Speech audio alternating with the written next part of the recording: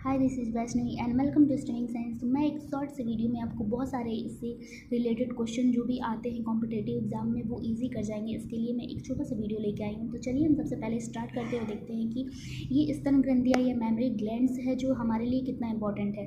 सबसे पहले तो हम ये देखेंगे इसकी बाहरी लेयर्स को, जिसको हम रिब्स मसल्स या इंटरकोस्टल मसल्स कहते हैं। ठीक है, इसके जस्ट बाद जो लेयर्स पाई जाती हैं जिसमें बहुत सारे टिश्यू प्रेजेंट होते हैं, जिसे हम फाइब्रोइड कनेक्टिव टिश्यू कहते हैं। ठीक है, इसमें कुछ ऐसे बैलून्स टाइप के स्ट्रक्चर होते हैं जिसे हम एल्वियोलाई कहते हैं, और ये एल्वियोलाई के अंदर बहुत सारे मेमरी लोब्स पाए जाते हैं, लगभग 15 to 20, जिसे ग्लैंडुलर टिश्यूज़ के नाम से भी जानते हैं।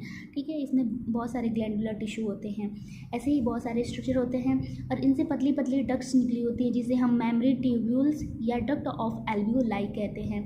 इसके जस्ट बाद ये ज्वाइंट होकर एक डक्ट बना देती हैं, जिसे मेमरी डक्ट कहते हैं। ठीक है, मेमरी डक्ट के बाद ऐसे छोटे से स्ट्रक्चर फुला हुआ थोड़ा सा होता है, जिसे स्वेलन स्ट्रक्चर कहते हैं, जिसे लेटिसिफेरस एम्पुला कहते हैं।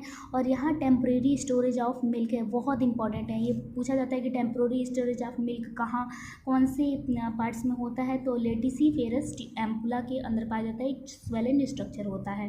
ठीक है, इसके बाद बहुत सारे ऐसे डक्ट मिल के ज्वाइंट हो जाते हैं, तो इस डक्ट को हम लेटिसिफेरस डक्ट कहते हैं। और यहाँ एम्पुला है जो स्वेलन स्ट्रक्चर है, उसे हम लेटिसिफेरस एम्पुला कहते हैं, और इसके अंदर टेम्परेरी स्टोरेज ऑफ मिल्क होता है। ठीक है, और बहुत सारे स्ट्रक्चर, यहाँ पे एक छोटा सा निपल टाइप का स्ट्रक्चर होता है, जिसे हम निपल्स कहने लगते हैं। इसमें बहुत सारे पोर्स होते हैं, जिसके द्वारा मिल्क इजेक्ट हो जाता है, बाहर आ जाता है। ठीक है, और यहाँ पे बहुत सारे डार्क पिगमेंट थोड़े से गाढ़े कलर के दिखते हैं, जिसे हम डार्क पिगमेंट एरिया कहते हैं, जो एरियोला के नाम से भी जाना जाता है।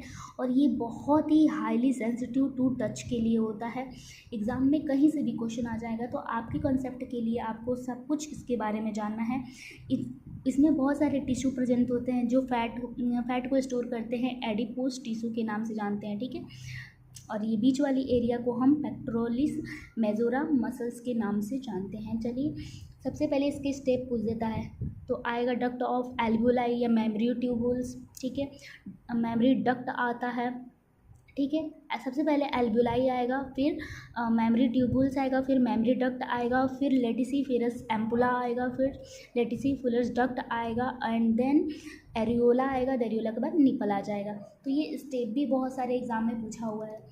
तो आई होप आपको एक छोटी सी शॉर्ट्स वीडियो में आपको सारी चीज़ें इन्फॉर्मेशन मिली। Thank you for watching this video. अगर आपको अच्छा लगे तो इसे लाइक करें, सब्सक्राइब करें। आज के लिए बस इतना ही।